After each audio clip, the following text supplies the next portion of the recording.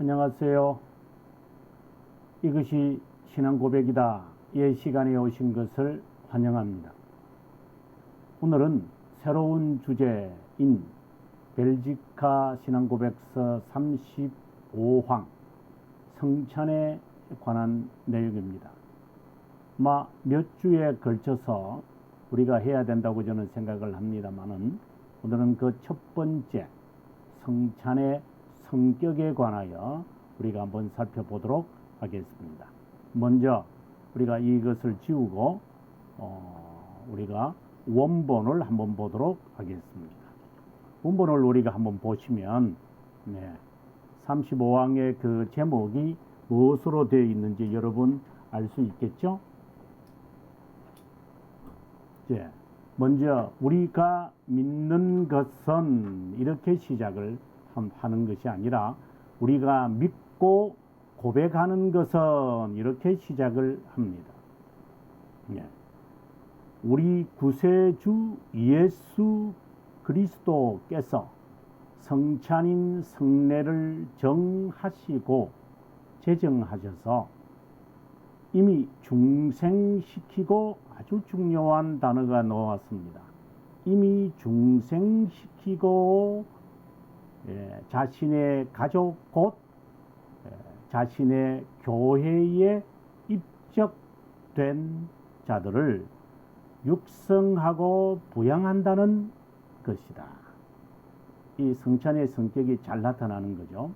그래서 여기서 중요하게 우리가 봐야 되는 것이 있다면 중생된 자, 그리고 입적된 자, 그리고 육성하고 부양하게 한다는 것이다 라고 하는 내용입니다. 그 다음에 이어서 계속해서 나옵니다. 괄호 2를 보시면 이렇게 이제 중생된 자는 그죠? 여기에 이것을 그대로 받아오는 겁니다. 이중적 삶을 산다. 여러분 우리가 성찬에 대해서 생각하게 될 때에 아주 중요한 것을 우리에게 개념화 시킵니다. 단순히 육성하고 부양하는 것이 아니라 이중적 삶을 산다는 것을 전제합니다. 누가요? 중생된 자가요. 즉 하나는 첫 번째 출생은 육적이고 현세적인 것으로 모든 자에게 일반적이다. 여기서 모든 자라는 것은 선택자만을 말하는 것이 아니라 선택자와 유기된 자, 모든 인류를 지금 이야기한다고 봅니다. 그 다음에 계속해서 보겠습니다. 이번의 내용입니다.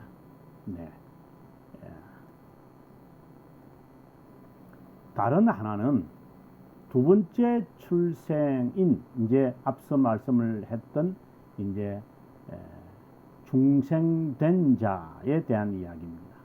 영적이고 하늘의 삶으로 그리스도의 몸과의 교제 가운데 복음의 말씀으로 성취된 것이고 이 삶은 일반적이지 않고 두 번째 출생에 따른 하늘의 삶, 다른 말로 한다면 중생된 삶, 거룩한 삶, 거룩한 삶이죠. 거룩한 이 삶은 일반적이지 않습니다. Not common입니다.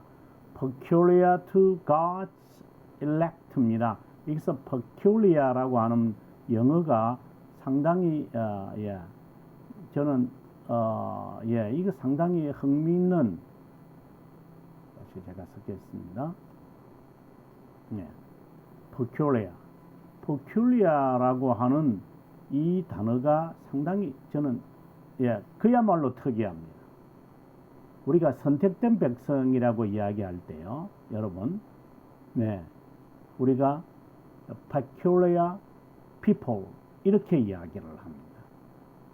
여러분, 감이 잡히시는지 모르겠어요.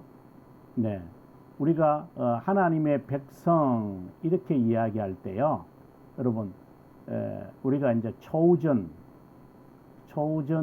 이제 그래서 뭐 과거에 이제 우스갯소리와 같은 그런 이야기도 있었죠. 이제 미국에 누군가가 가서 너는 어느 나라에서 왔느냐 이러니까 그분이 하는 말이 초선에서 왔다 이러니까 chosen people 이렇게 했다고 이야기를 제가 어릴 때 들었는데 고 이승만 대통령이 그렇게 했다든가 뭐 이런 이야기를 제가 들은 것 같아요. 네, chosen people? Really? 그럼 우리가 도와야 되지 않느냐? 뭐 이런 말을 했다고 제가 어떻게 들었습니다만은 네, 조선 사람 그런 chosen이라고도 이야기를 하지만 이제 우리가 여기서는 이제 peculiar라는 게 굉장히 특이하다라고 하는 거죠. 특이한 사람들. 저는 기독교인, 즉 이제 중생된 사람들은 저는 특이한 사람이라고 저는 봅니다. 예, 저는 개인적으로 그렇게 늘 생각하고요.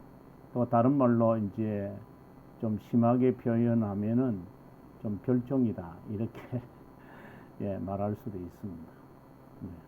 여기에 이제 peculiar to God's elect 하나님께서 선택된 자에게 특이한 것이다. 아주 유별난 것이다. 그래서 두 번째 이 출생이라고 하는 이에 따른 이 삶은 상당히 peculiar한 거예요. 특이한 거예요. 우리들에게. 그래서 중생되지 않는 사람들에게는요. 이런 거룩한 삶이 부담스러워요. 살아야 할 이유도 없고 왜 나는 중생된 사람이 아닌데 하나님의 백성이 아닌데 왜 내가 그렇게 살아야 되느냐. 물론 이제 중생의 경험이 아직 없어서 그렇게 불평을 할 수 있고 뭐 지구인 가운데서 제일 마지막에 예수 믿을 사람이다 이런 분들이 이제 예수 믿는 분들도 이제 있곤 합니다만은 네. 하지만 중생의 경험을 한 사람은요 이게 자연스러운 겁니다. 안 믿는 사람들에게는 peculiar가 되겠죠. 그냥 이제 우스개로 여러분에게 말씀을 드렸던 겁니다. 자, 괄호 3 굉장히 길거든요. 이게 성찬에 관한 내용이 굉장히 깁니다. 이와 마찬가지로 하나님은 육적이고 지상적 삶을 부양하기 위해 이 삶에 도움이 되는 지상적이고 일반적인 빵, 다른 말로 한다면 표징이 되겠죠. 우리가 성례를 이야기하면서 표징을 참 많이 이야기를 했습니다. 계속해서 부양하기 위해 그분은 하늘로부터 내려온 빵, 즉 예수 그리스도다. 바로 이것이 표징된 것이죠. 표징된 것. 그분은 신자들이 그분을 먹을 때 영으로 믿음에 의해 그분을 적용하고 수용할 때 그들의 영적 삶을 육성하고 강화한다. 성찬의 의미가 무엇입니까? 이렇게 우리가 이야기하게 될 때에 부양한다라고 하는 이야기를 했잖아요. 앞서 그죠? 육성하고 부양하거든요. 근데 그분이 바로 빵이 되어서 영적 삶을 육성하고 강화하는 분이다. 이렇게 보셔야 돼요. 그 다음에 이제 가로 4를 우리가 보도록 하겠습니다. 그리스도는 우리에게 이런 영적이고 하늘의 빵을 묘사하기 위해 자신의 몸에 성례로서 지상적이고 가시적인 빵과 자신의 피의 성례로서 잔을 제정하셨다. 이것이 우리에게 증명하는 것은 손으로 우리가 이 성례를 받아 입으로 같은 것을 먹고 마심으로 우리의 생명이 양육을 받는 것처럼 이제 마치 이제 표징을 다시 이야기하는 것 같아요. 우리의 생명이 양육을 받는 것처럼 우리 역시 영적 삶을 부양하기 위해 nourish죠. 우리의 유일한 구세주 그리스도의 참된 몸과 피를 이런 이제 하나씩 아주 중요한 단어들이 들어가는데 믿음으로 여기서 믿음으로라고 하는 단어가 매우 중요합니다. 가로 4에도 나왔습니다만은 가로 3에서도 이미 나왔던 이야기입니다. 믿음에 의해. 우리가 그리스도의 그 표징된 것을 우리가 입으로 먹고 표징이죠. 표징을 먹고 마신다는 것은 믿음으로 먹고 마시는 것이다 라고 하는 것을 분명히 우리에게 말합니다. 그래서 믿음으로 먹고 마시는다는 의미가 뭐냐라고 하는 살피는 것이 또 중요한 개념이 되겠죠. 자, 5번으로 가겠습니다. 굉장히 깁니다. 그래서 이제 제가 이제 분류했을 때는 이제 괄호 7번까지 가기 때문에 아마 한 5주에 걸쳐서 할 수 있지 않겠나 그런 예상을 해 봅니다. 뭐 4주도 될 수 있겠지만 이제 확실하고 분명해진 것이 있다. 예수 그리스도께서 자신의 성령을 헛되게 사용하라고 우리에게 명하신 것이 아니라 성령의 활동이 감추어져 있고 불가해적인 것처럼 비록 그것이 우리의 오성 너머에 있고 우리에게 불가해적이지만 지금 우리가 설명하는 것도 굉장히 추상적인 것처럼 보이잖아요. 입으로 왜냐하면 그래서 여기서 화채설이 나오고 루트파 같은 경우에는 공제설이 나오고 저빙글리파 같은 경우에는 상징 그리고 칼빈 같은 경우에는 영적 임재 이런 그래서 가장 중요한 그 성체 안에서가 presence라는 말이거든요. presence 임재라고 하는 실제로 임한다. 그래서 real presence 이 개념을 이제 루터파라든가 그 다음에 로만 카톨릭은 그걸 고수하고 그리고 상징적이다 이렇게 이야기했을 때는 저빙글리고 그 다음에 이제 칼빈 같은 경우는 spiritual presence 그래서 이 presence라고 하는 이 단어에 여러분 집중하셔야 됩니다. 요거는 이제 나중에 제가 이제 판서를 하면서 하나하나 제가 밝혀 드리도록 하겠습니다. 두 번째 동그라미 동시에 우리가 먹고 마시는 것이 그리스도의 고요한 자연적 몸이며 고요한 피라고 말하는 것은 잘못이다. 그럼 이거는 무엇을 말하고 있을까요? 화채설이죠. 로만 카톨릭이 주장하는 화채설을 지금 이야기하고 있습니다. 그 다음에 계속해서 우리가 동그라미 3번으로 우리가 가도록 하겠습니다. 동시에 우리가 먹고 마시는 것이 이거는 끝났고 그 다음에 이제 4번으로 가도록 하겠습니다. 그래서 3번 하지만 우리가 그 동일한 것에 참여하는 태도는 입이 아니라 믿음이다. 믿음이란 말이 벌써 3차례나 나왔습니다. 그죠? 아주 또 계속해서 나옵니다. 그래서 그리스도께서 항상 하늘에 자신 아버지의 오른편에 앉아 있지만 그분은 믿음으로 우리를 자신에게 참여하는 자가 되게 하는 일을 절대로 쉬지 않는다. 믿음으로 계속해서 우리가 앞에서도 우리가 믿음으로 이렇게 놓았습니다. 그 다음에 5번으로 가도록 하겠습니다. 이 축제는 이것을 피스트라고 표현하네요. 영적 식탁으로 여기서 그리스도께서 우리에게 자신의 모든 혜택을 아주 중요한 또 단어가 나왔습니다. 혜택을 전달하고 성찬을 통하여 그리스도께서 그 성취하신 구속 사역, 구속의 역사 사역 그리고 그것에 따른 이제 혜택들이 있거든요. 뭐 죄들의 용서라든가 칭의라든가 거룩함이라든가 견인이라든가 이런 것들이 있겠죠. 그런 것을 전달한다.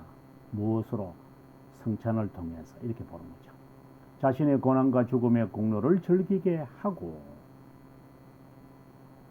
그분께서 자신의 육체를 먹게 함으로 이제 이런 육체를 먹게 한다는 이런 표현들이 이제 로마 가톨릭들이 볼 때는 이제 식인종 이제 어린아이를 잡아먹는 이제 그런 모습으로 이제 있었다는 기록들이 있습니다. 자신의 피를 마시게 함으로 소생시키고 새롭게 한다. 마치 흡혈귀처럼 그렇게 보이네요. 뭐 그럴 수밖에 없는 게 이제 그때 당시가 그랬습니다만은 지금도 그렇잖아요. 만약에 기독교인들이 부모들에게 제사를 드리지 않는다고 한다면, 네, 그렇잖아요. 제사를 드리지 않는다고 한다면, 좀 이제 꼽혀 놈들, 뭐, 이렇게 이제 이렇게 되겠죠. 예, 그래서, 예,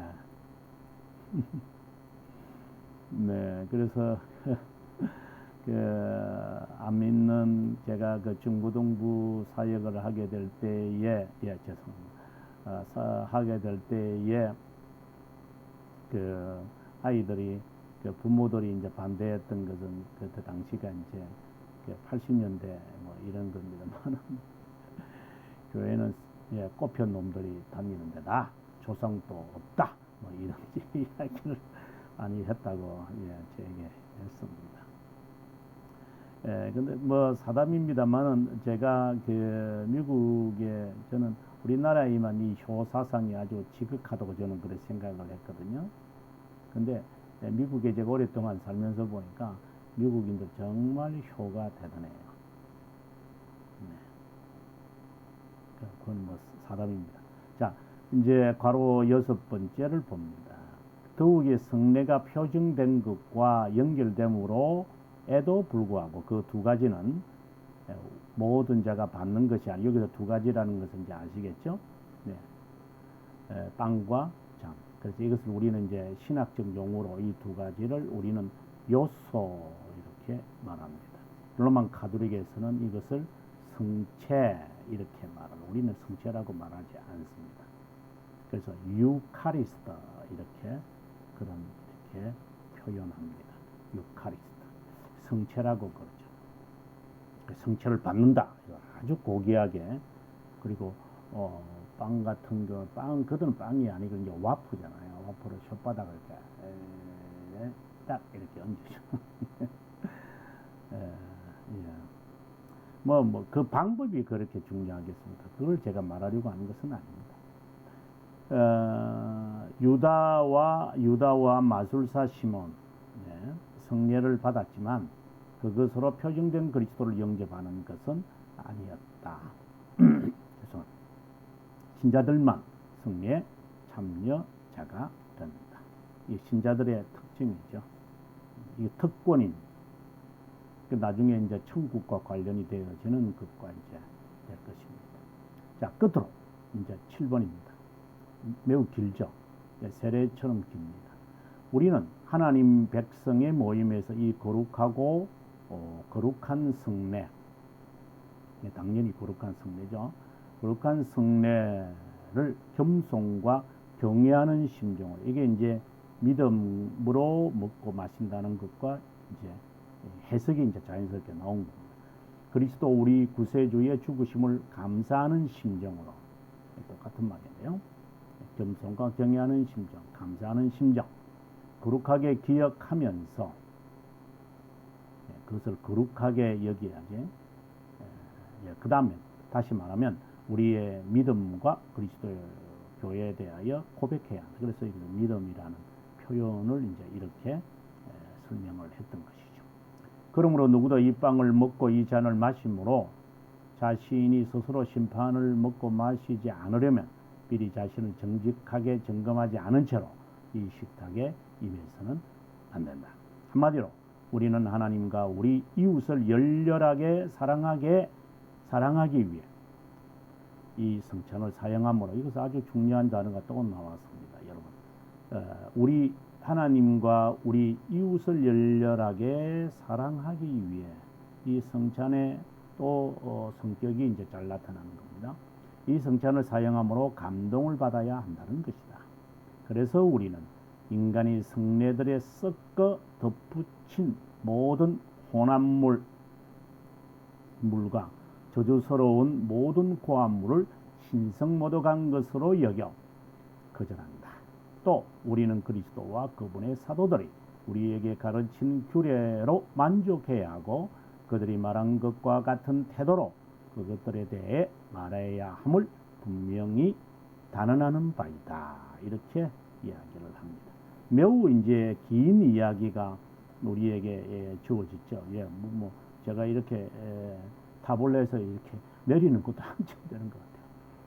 자, 이걸 위해서 서론입니다만은 제가 먼저 판서를 하면서 이 내용을 조금 제가 요약 겸 그 성찬에 대한 이제 이 하나씩 강의에 들어가기 전에 우리가 한번 생각을 해야 될 부분들이 있다고 봅니다.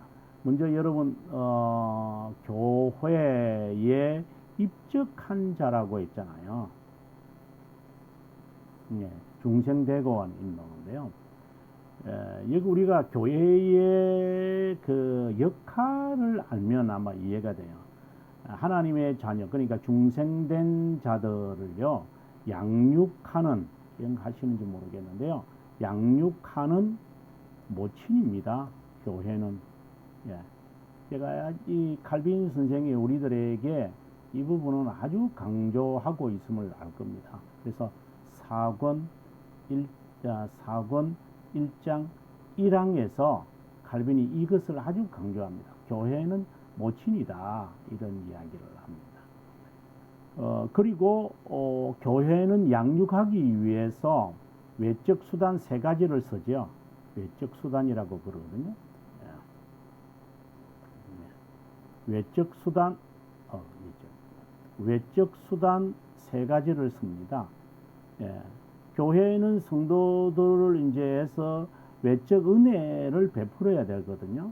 그러면 외적 은혜는 세 가지잖아요. 여러분 아마 아실 겁니다.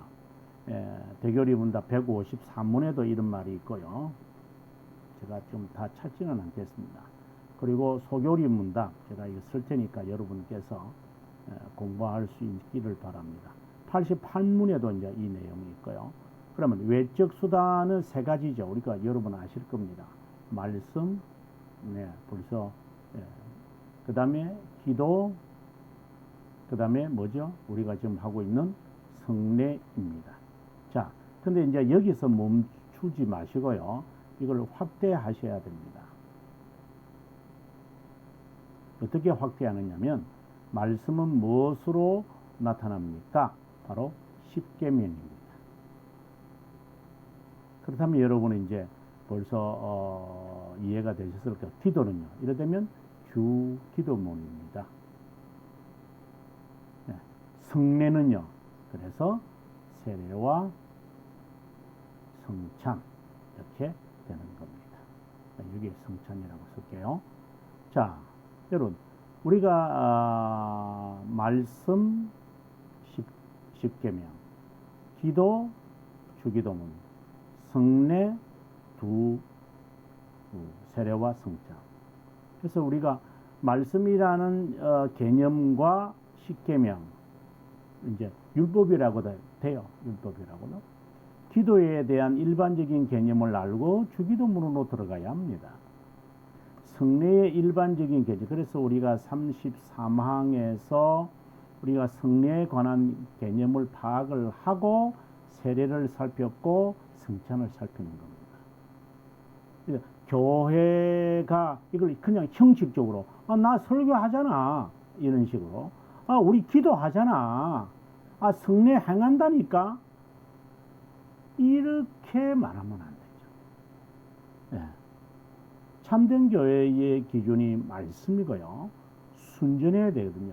Pure Word of God 이거든요. 기도요. 정말 무엇인지 정확한 개념을 갖고 있어야 됩니다. 칼빈 선생이 기독교 강요에서 3권 20장에서 이제 기도에 관한 이야기를 합니다만은 52항까지 갑니다. 아주 길게 합니다. 성례도 지금 우리가 기독교 강요에서 성례, 물론 세례, 뭐 일반 성례, 그 다음에 세례, 유아 세례, 성찬, 그 다음에 미사 이렇게까지 가거든요. 또 거짓 성례까지 이렇게 이제 칼빈 선생이 이제 4권 14항, 14장, 15장, 16장, 17장, 18장, 19장 이렇게까지 가요. 뭐 이렇게까지 할 게 뭐 있어요? 근데 그만큼 이게 중요하다는 거예요. 네. 그만큼 중요하기 때문에 예를 들어서 여기서 일반 성례거든요. 일반 성례다. 이거는 세례예요. 유아 세례예요. 예. 그 다음에 성찬이에요. 성찬이 부분이 제일 많이 다뤄요. 이게 미사 다루는 거예요. 뭐예요?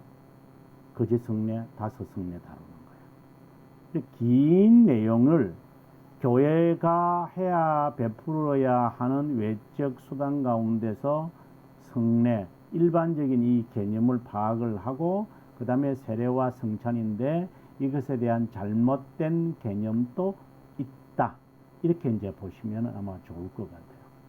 그래서 이 개념을 이제 그 다음에 하나 더,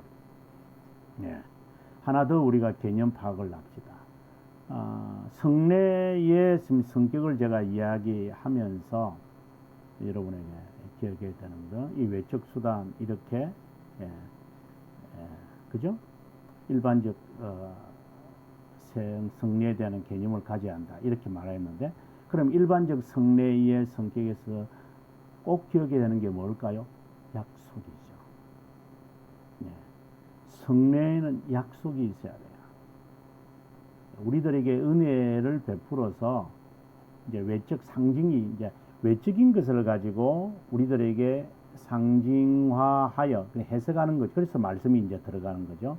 말씀이 들어가서 이걸 해석을 하여 우리가 지금 약해 있으니까 여러 가지 불안하고 복잡하고 병들고 그리고 짜증나고 외롭고 답답하고 여러 다양한 일들이 우리의 인생에서 있는데 그것을 붙들어 주기 위해서 이제 가시적인 것들이 이제 요구되어지죠. 뭐 꿈으로라도 좋고 뭐 병으로라도 좋고 또 어떠한 기도를 하는 하나님이 응답해 주신다거나 또 뭐 비가 예를 들어 비가 오다가 비가 멈춰 뭐 이런 여러 가지의 일들이 생기거든요. 근데 그것에 약속이 반드시 있어야 돼. 그래서 말씀을 갖고 해석을 하고 말씀이 있어야 기도도 제대로 할 수 있다고도 이야기하고, 이거는 뭐 당연한 이야기를 좀 하는 거예요. 말씀으로 성례를 해석해야 되고요. 말씀에 다시 말해 그 핵심이 십계명이니까 십계명을 비추어서 우리의 이 말씀들을 이제 자기 해석을 하지 말고 말씀에서 나타난 하나님의 그 뜻이 무엇인지 찾아내기 위해서는 십계명 해석이 중요해요. 그래서 대결이 문답에 가보게 되어지면은 아마 90문이 될 것으로 제가 지금 갑자기 제가 생각이 떠올랐는데, 그 십계명 해석하는 데 있어서 중요한 그 방법을 9가지를 이제 대결이 문답에서 이야기를 해요. 그래서 그 십계명을 해석할 때에 그 9가지를 8가지입니다. 죄송합니다. 그리고 99문인데 제가 잠깐만 보여드리고 제가 하도록 하겠습니다. 여기 보시면 99문이거든요. 이거 보면 십계명을 올바로 이해하기 위해 무슨 규칙을 준수해야 되나 8가지가 있다. 쭉 설명을 합니다. 저는 물론 이제 안에 들어가면 좀 더 이제 자세한 것들이 있겠지만 아무튼 이 8가지를 통해서 우리가 어떻게 우리가 해야 되느냐를 우리가 잘 든다고 저는 생각을 합니다. 그래서 말씀을 가지고 이 성례를 상징되어진 것을 해석을 하는 이런 것이 우리에게 필요하다고 저는 봅니다. 자, 또 내일 좀 시간이 좀 갔으니까 내일 연장을 해서 성례의 성격을 위해서 우리가 괄호 1부터 이제 하나하나 단어 그리고 문장 그 의미들을 해석하도록 하겠습니다. 시청해 주셔서 감사합니다. 저는 내일 또 뵙도록 하겠습니다.